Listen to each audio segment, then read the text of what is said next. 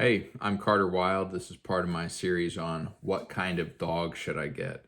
Today I'm going to talk about Huskies, specifically Siberian Huskies. We'll talk about the Alaskan Malamute in a separate episode.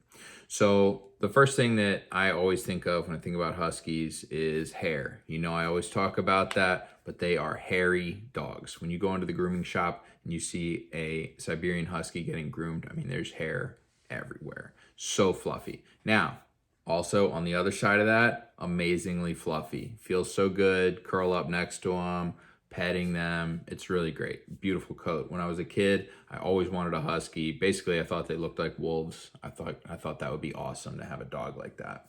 Now, from a physical perspective, you're looking at a dog that is not like a super large dog, but also they're definitely not a small dog. Sometimes they can be, I've seen them in range anywhere from like probably 40s to, I think I've probably seen them even up to like 85 pounds. Now, they also have almost a perfect structure. So athletically, they are incredibly athletic animals.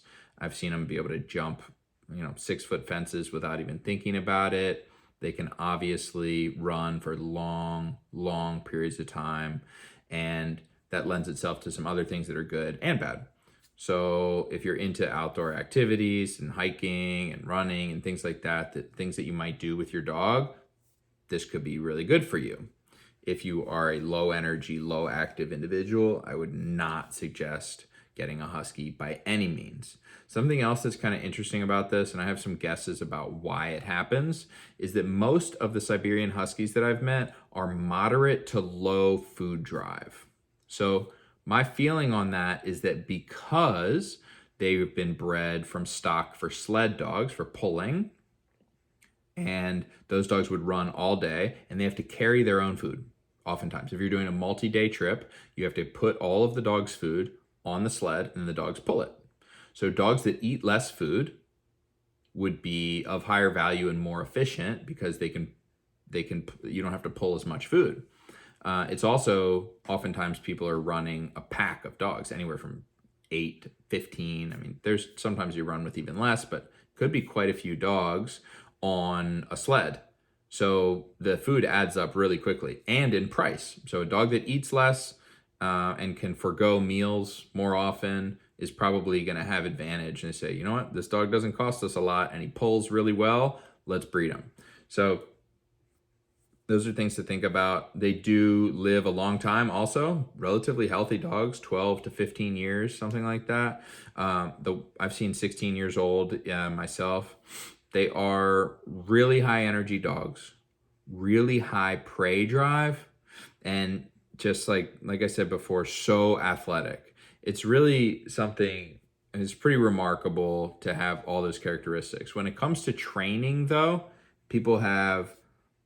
a lot of trainers will say, I have a feeling about the word stubborn. I don't really use it, but a lot of trainers will say that in reference to Huskies. And basically, what I see is just a resistance to turning their attention towards the handler when you're outdoors. So because they're high prey drive, because they're low food drive, the dog might find other things in the environment more valuable than you, the handler. So it would be really important to build lots of focus, hand feeding, tons of engagement, play drive if possible for toys and things like that you can control. Now, remember though, at the end of the day, this is a dog that was literally bred over and over again to run in a straight line directly away from you. That's what they do. They pull and they run away from you. So that's all that they were selected for, particularly. That, and typically selected against dog aggression because they're in such close proximity to other dogs. It's definitely not preferential to have that dog be aggressive towards other dogs. So I've met a ton of Huskies. I've trained a ton of Huskies. I'm definitely a big fan of them, being in the world. I love them.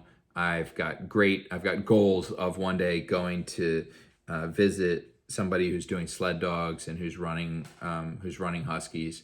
and spending some time with them and learning their ways. I grew up reading books like by Gary Paulson about sled dogs and living in the northern climates. So I think they could be a great dog for you. Just know that those are some of the things that you're talking about here. And, again, always meet the puppies, meet the parents, see what the parents are like, see if people trained the parents, and go from there. Make good choices. Like and follow for more. Bye.